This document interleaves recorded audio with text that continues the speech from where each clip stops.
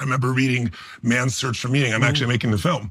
And it was one of the books that influenced me the most, because the ability to find meaning, even in the most difficult time. And Viktor Frankl, to me, is just a godsend to this planet. It's a great book. It's crazy. Yeah, it's a great If you haven't book. read it, please, whoever you're listening, read it. Or anybody's That's ever Man's Search for Meaning. Yes, read that book. It's incredible. But the point of your meanings change, your focus and your meanings change when your energy shifts.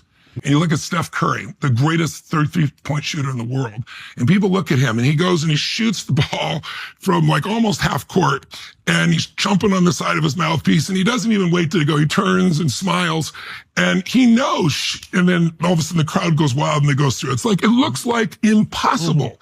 But where did that impossible come from? He built the myelin over and over and over again, so it's hardwired. Yeah, exactly. He knows exactly what did, and how did he do that? This is the part that we all forget. I always tell people, when you see people who are amazing in public, they're being rewarded in public for what they've practiced massively in private. Yes. So here's his plan. Just take 15 years in the NBA. That's all he's been there. Greatest three-point shooter in history. Nobody even close if you're not familiar with the NBA. He practices 500 shots a day, every day, 7 days a week, bar none. That's 3,500 shots a week. It's 168,000 shots a month. Right. 2.52 million shots, not forget his college career, just in his professional career, so that he can make 3,300 three-point shots and be the greatest in history. That's less than 0.1% of the time was it compared to his practice. Right. So the wiring in him is so powerful, but it doesn't just show up. Hope and excitement are wonderful things, but you need competency as well. And in order to have that, the hope can get you started, give you the drive, the vision, the aim, but you've got to have the execution. You have both the strategy and you've got to have the execution. Because motivation is, the reason I use it, it's like a warm bath. You should probably take a bath, but it doesn't last, right? You should still do it. But drive is like, I want to find out what drives you, because if we unleash your drive, what drives you towards the right aim. That's right. What is it that will unleash you? That's what this experience is about. That's different than just being motivated. Okay, so and by the way, I find, tell me if it's the same for you, it's not just the aim or objective, it's strong enough reasons. In other words, somebody say, I want to make $1 billion, but they don't do it. And they even vision to get excited about it, $1 million, whatever it is. I want to have 3 perfect children. I want to write a book, whatever. The secret is reasons come first, answers come second. Once I know what I want, I got to figure out why. Yes. Because purpose is stronger than object. So the object may inspire you, but what's going to keep you going is strong enough reasons when it's tough. What are the reasons? Okay, I want this money. For what? Well, I want to provide a home for my mom. Well, that's very different than I just want to have this pieces of paper with pictures of dead people on it, right? And people say, I want money. They don't want money. They want an emotion. They want an impact. They want security, or they want freedom, or they want to be able to contribute, or they want to do something they think money will give them more choices on, right? They don't want the money. And many people focus on the surface desire, not knowing enough reasons to follow through. That's why New Year's resolutions don't work. 91% of them, I don't know what the latest statistic is, people don't follow through after 3 weeks. By the time they're hearing us speak, if they had New Year's resolutions, they're gone, because they don't have the reasons to push through and they don't have the strategy.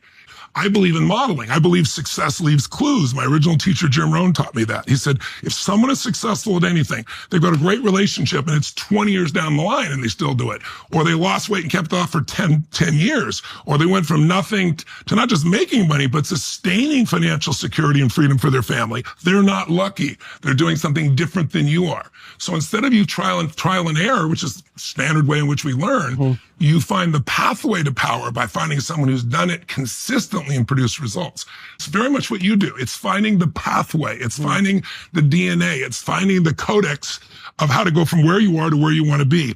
But it is more than just the aim. That'll start you. You've got to have the purpose or the reasons or your purpose. You said something that I think we could delve into technically too. Okay, so you said an aim isn't sufficient. It'll get you started. Okay. And then you said you have to have reasons. Okay. So let's think that through for a minute. So one of the things we do in this program that helps people rewire their aim is do a multidimensional analysis. And we step people through that. It's like, okay, now you've sort of figured out what you would want and need if you could have it. But let's flesh that out. So you could say, well, how would that positively affect your intimate relationship, your marriage, right? How would that positively affect your family? How would it affect your community? So you're what would it mean to your future? Reasons. And the reasons. Well, then you could imagine this too. You could imagine that, like, in some ways we're loose we're loose constellations of multiple motivations, and you want to meld those all together so they're serving the same aim. The pull. And then you're not. If it's opposed to being pulled apart. Exactly. I want to be totally successful and never be rejected.